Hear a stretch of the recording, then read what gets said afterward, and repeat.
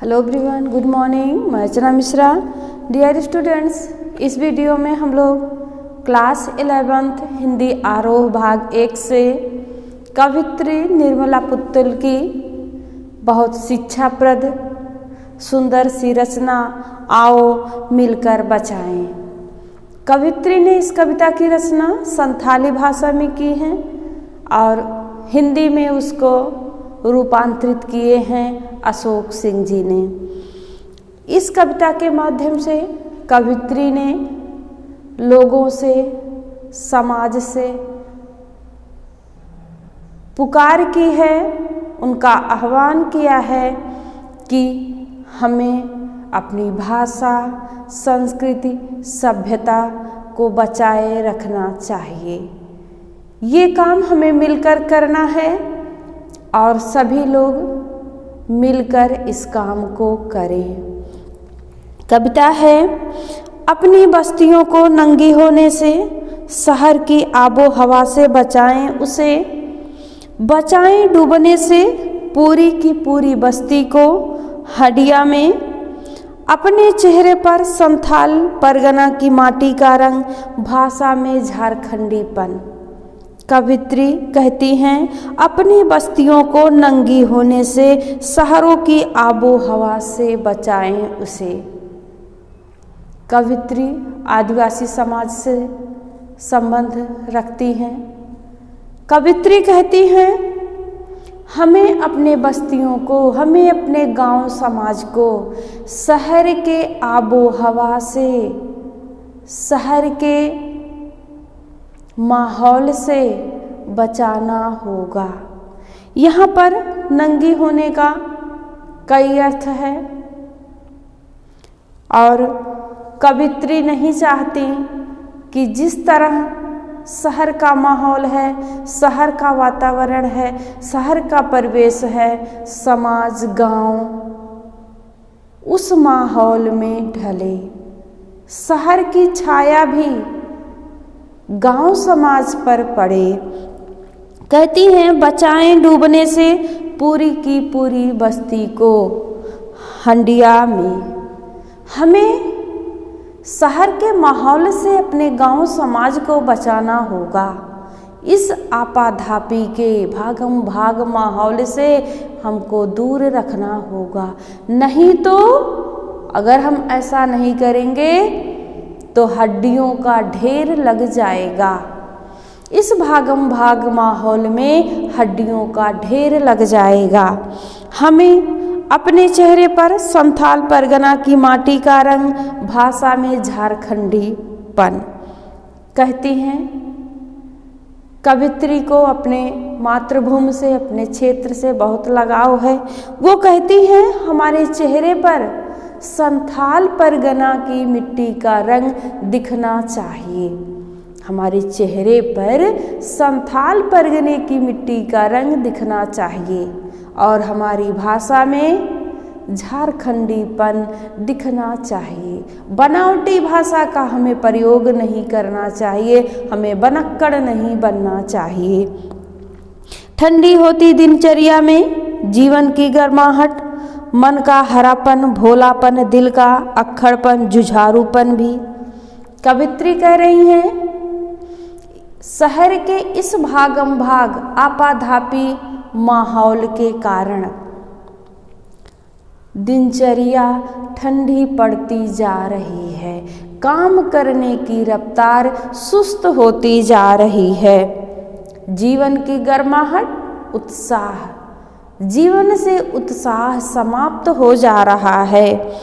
हमें उस उत्साह को, काम करने के उत्साह को, मन के हरेपन को, भोलेपन को, अक्खड़पन को और काम करने की क्षमता को बचाए रखना चाहिए। हमें बचाए रखना है। आगे कवित्री कहती हैं, भीतर की आग, धनुष की डोरी, तीर का नुकीलापन, कुल्हाड़ी की धार, जंगल की ताज़ा हवा, नदियों की निर्मलता, पहाड़ों का मौन, गीतों की धुन, मिट्टी का सौंधापन, फसलों की लहलहाहट। भीतर की आग धनुष की डोरी, तीर का नुकीलापन, कुल्हाड़ी की धार। कवित्री कह रही हैं हमें अपनी सभ्यता, अपनी संस्कृति को बचाए रखने के लिए अपने अंदर उत्साह को जगाए रखना है।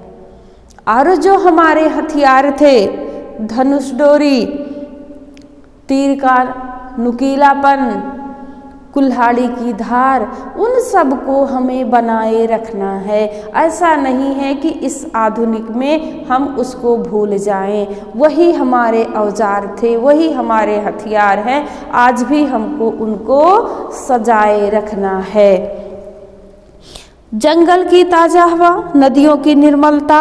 आगे वो लोगों से आह्वान करती हैं कि हमें जंगलों को कटने से बचाना होगा, तभी तो हमें स्वच्छ हवा मिलती रहेगी, हमारा वातावरण शुद्ध रहेगा। नदियों की निर्मलता, हमें नदियों की निर्मलता को बचाना है, नदियों के जल को प्रदूषित होने से बचाना है। पहाड़ों का मौन, गीतों की धुन, हमें पहाड़ों का वो शांत वातावरण बचाए रखना है, वहाँ से शोर शराबा हटाना है। गीतों की धुन, हमारे जो संस्कृति के गीत हैं, सभ्यता के, पुरानी सभ्यता के गीत हैं, उन धुन को भी हमें सहेजे रखना है। मिट्टी का सौंधापन, फसलों की लहलहाहट, मिट्टी का वह खुशबू, सुगंध, सौंधापन और खेतों में लहराते फसलों की जो हरियाली है, वो सब हमें बनाए रखना है, सब हमें बचाए रखना है। आगे कवित्री कहती हैं, नाचने के लिए खुला आंगन, गाने के लिए गीत, हंसने के लिए थोड़ी सी खिलखिलाहट, रोने के लिए मुट्ठी भर एकांत। नाचने के लिए खुला मैदान, दिन प्रतिदिन जनसंख्या बढ़ती जा रही है तो घर छोटे होते जा रहे हैं। यदि नाचना है तो हमको आंगन बड़ा रखना होगा, उसके लिए जनसंख्या को नियंत्रण में रखना होगा। जनसंख्या को नियंत्रण में किया जाए ताकि नाचने के लिए आंगन मिलता रहे, गाने के लिए गीत, और हमें अपनी सभ्यता संस्कृति को बचाने के लिए जो हमारे पुराने गीत हैं, उन धुनों को हमें सहेजे रखना है। हंसने के लिए थोड़ी सी खिलखिलाहट, तनाव को दूर करने के लिए, चिंता से मुक्त होने के लिए हंसना भी है, खिलखिला के हंसना भी जरूरी है। रोने के लिए मुट्ठी भर एकांत, और अपने दुखों को हल्का करने के लिए, दुखों के बोझ को हल्का करने के लिए एकांत भी जरूरी है, ताकि हम अपने मन को हल्का कर सकें। बच्चों के लिए मैदान, पशुओं के लिए हरी हरी घास, बूढ़ों के लिए पहाड़ों की शांति। कवित्री अपनी बात को आगे बढ़ाते हुए कहती हैं कि ये सब हमें मिलकर करना होगा ताकि हमारे आने वाली पीढ़ी को सब मिलता रहे। बच्चों के लिए मैदान, बच्चे खेल सकें, खेल के मैदान की कमी ना हो, पशुओं को हरी हरी घासें मिलती रहे, मैदान रहेगा तभी घास होगा। बूढ़ों के लिए पहाड़ों की शांति, बड़े बुजुर्गों के लिए पहाड़ों की शांति बनी रहनी चाहिए। और इस अविश्वास भरे दौर में थोड़ा सा विश्वास, थोड़ी सी उम्मीद, थोड़े से सपने।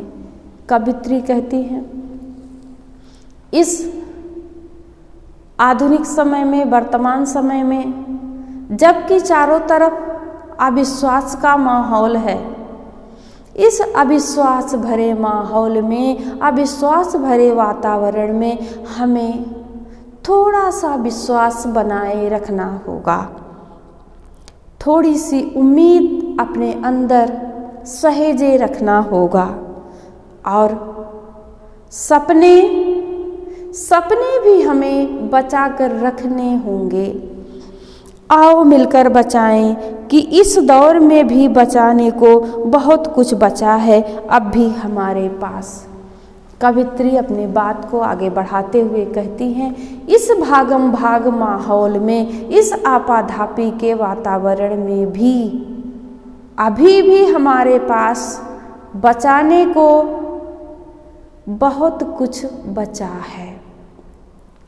हम इस दौर में भी थोड़ी सी उत्साह, थोड़ी सी उम्मीद, थोड़ी सी हंसी, थोड़े से सपने, ये सब बचा सकते हैं और ये काम हम सभी मिलकर कर सकते हैं। कवित्री समाज से पुकार करती हैं, समाज का आह्वान करती हैं कि आओ हम सभी मिलकर सपनों को, उम्मीद को और खुशनुमा माहौल को, वातावरण को बचाए रखें, क्योंकि इसी में हम सभी का हित है। अब इसमें खास क्या है देख लेते हैं। कवित्री में परिवेश को बचाने की तड़प मिलती है, वो अपनी सभ्यता, संस्कृति बचाए रखना चाहती है। शहरी आबो हवा अपसंस्कृत का प्रतीक है। कवित्री शहर के परिवेश को, वातावरण को अपसंस्कृति का प्रतीक मानती हैं। भाषा प्रवाहमयी है, पूरी कविता में भाषा प्रवाहमयी है। उर्दू मिश्रित खड़ी बोली है, छंद मुक्त एवं आतुकांत कविता है, इसमें कहीं तुक नहीं मिलाया गया है। अगला है हरी हरी में पुनरुक्ति प्रकाश अलंकार है ना, हरी हरी घास, तो यहाँ पुनरुक्ति प्रकाश अलंकार है। आओ मिलकर बचाए में खुला आह्वान है, खुल के सबसे पुकार करती हैं, सबको बुलाती हैं कि आओ मिलकर बचाएं। ऐसा है कवित्री की इतनी सुंदर भावना जो कि कविता के माध्यम से व्यक्त हुई है, आप सभी के समझ में आई होगी। अगले वीडियो में हम दूसरे टॉपिक के साथ उपस्थित होंगे। धन्यवाद।